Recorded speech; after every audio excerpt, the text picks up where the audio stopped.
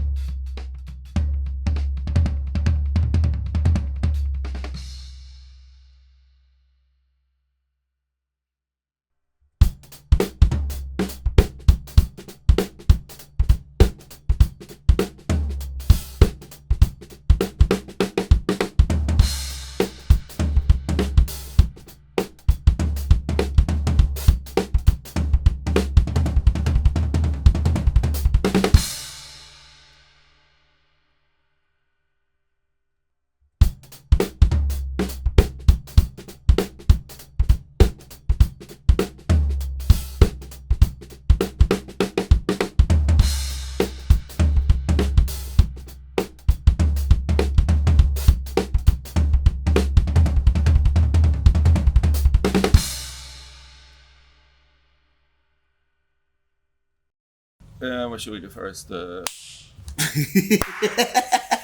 just see that all the time.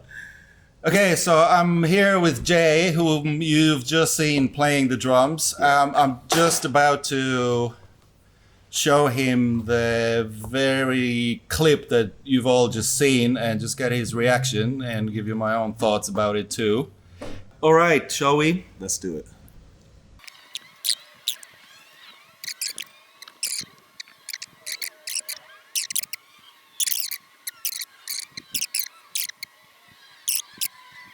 Yeah, I think, man, honestly, that between the two, they're both like what's needed. Does that make sense? I could see having to use this one for more of the for more like open music stuff that has a little bit less things going on. The attack on this one here seems to be perfect for like, I have a band that has like 10 people in it. Yeah. And there's like hard for me to hear my own drums and not get the attack and going through. And I could see this being a good choice for that.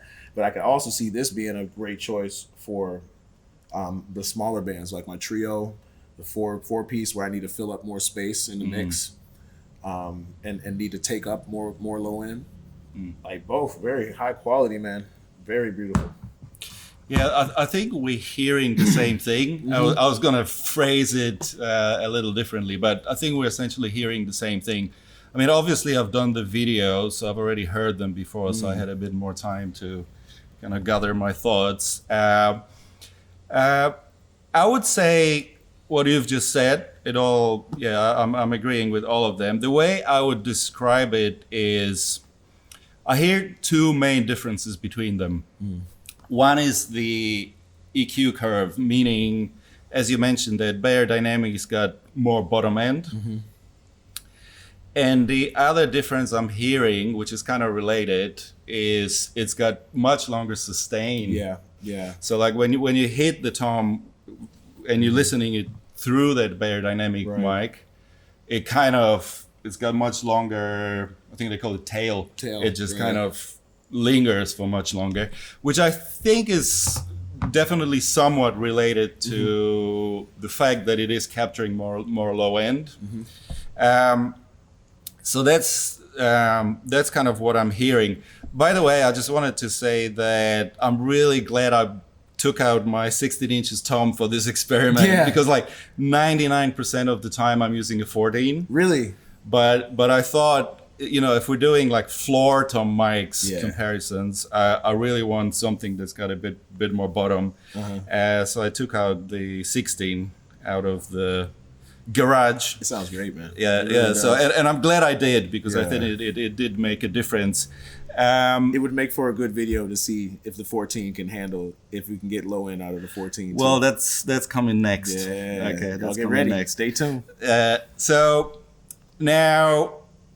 So with all that in mind, in terms of application, I will put it this way: if you say we're doing a session, right? I'm recording you, and you say, I want this floor tom to sound huge, right? Then I would go with BeyerDynamic. Yeah. Right? Yes. That's what I think. If you said I just want like the standard sort of normal drum sound, then I would go with the Sennheiser.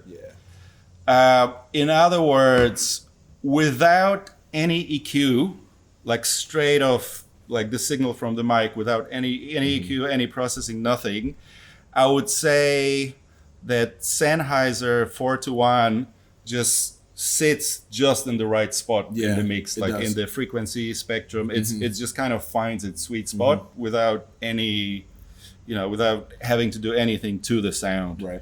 Which is, obviously why it's so popular, because you just, which makes it really good for live application too, because you just don't have to do much to it, and it just finds its place.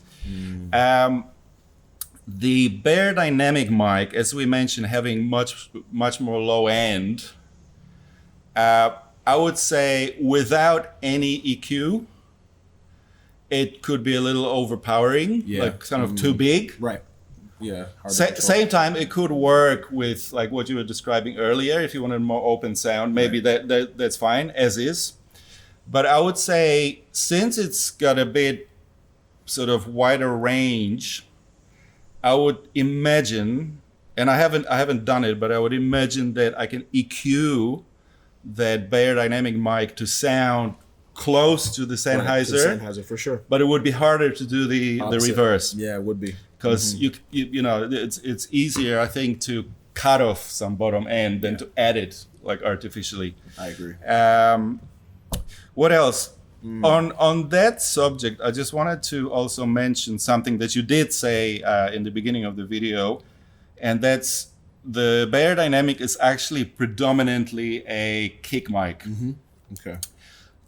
Which kind of also works as a floor tom mic. Oh, nice. Whereas the Sennheiser, it's definitely not a kick mic. Not a kick like mic at I've all, right? tried it on the kick, How did that work out? and like between the two, the BeyerDynamic is not even close. It's way better kick tom mic. This is not a criticism to No, it's just what it's not made for. Exactly. So this is kind of in defense, although it doesn't really need defending. But this is just to explain maybe the more bottom end and all the things we've just said. So the BeyerDynamic definitely works really well on the kick. Sennheiser, if you want my honest opinion, does not work on the kick. I've tried. Outside and mic, it's, maybe. Outside mic, maybe outside. Yeah, but then you have to then you have to get the bottom end from from that one. That'll be the setup if you really want to get a nice sound for the kick. Like this situation, something like that. But again, it's not made for it. Right. Like the Sennheiser is not made as a kick mic, so it's all good. I think a lot of people actually use it as a vocal mic. I've heard, I've seen rappers and whatever in hip hop, whatever. Apparently, this is a quite popular vocal mic too. Really. I think that's pretty much all I wanted to say. Do you want to add anything after hearing what I said? You landed it on the nail. I think again, you're dealing with like an EQ scoop of like. This picks up at 300, that 300, 200, thump, thump a little bit at the bottom. I'm sorry, I mean, even lower. Sorry. Probably lower 70, 80. You probably get that low. And this probably stops at probably 500 of like value as far as the frequency is concerned. Like you right there, everything lower than that, you're not really going to benefit from this microphone, I think. But this, if you want to get a little bit more on that low end, that's around that 200, 100, it seemed like this is popping it. So, and then this is a good attack. Both equally, but I love the quality of both. I really do. I love the quality of the sound quality, rather. And for the application, can be quite different for both. Very nice products. Yeah, I'm kind of curious why the sustain is so different, because that's the first thing I noticed.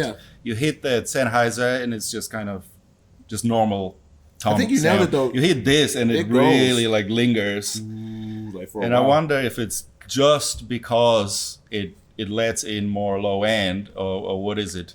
Anyway, you guys can say in the comments, because there's probably a lot of much smarter people than ourselves watching this. So maybe there's an answer right, somewhere out there. Yeah. What do you like? What do you think? Which one? And I mean, what would you use it for? That'd be great to know. I'd love to see what people would like to know. What would you use it for? I could use this to probably stir some soup. Throw that at the wife whenever I know. And I know that you use SM57s to make salads. Man! Actually, when I was watching it back, and I don't know if you remember, you said something like, "Oh, you can use it for anything, right? I even make salads with it." And what I heard is solids, as in SOLI. Solids! And I'm like, "Oh, what does he mean?" How? And then I was like, "Well." And then a while later, I was like, "Oh, I think he said salads." Yeah. Anyway, big difference. Yeah, big difference there. Salads. Okay, cool. So I think that's about it for this one. Thanks everyone for watching. Let us know what you think. Thanks, Jay, for anytime. Your amazing skills. Thank you for being so easy to work with, for being very comfortable with the camera, I might add, which not everyone is. Okay, we'll move on. We got another review to do, so we'll move on to that. So thanks very much for watching, and we'll see you in the next one. Like, comment, share, subscribe. Like, Subscribe. Likes, comment, then subscribe. All right, man. So this one's done. Cool. Okay, I'll just leave this. All right, we'll switch them probably. We can cut some. This really does have that real nice, man. That's the first thing I heard, that it's not only more bottom end, but it actually really lingers. It's like which you can EQ that out. Right. I think.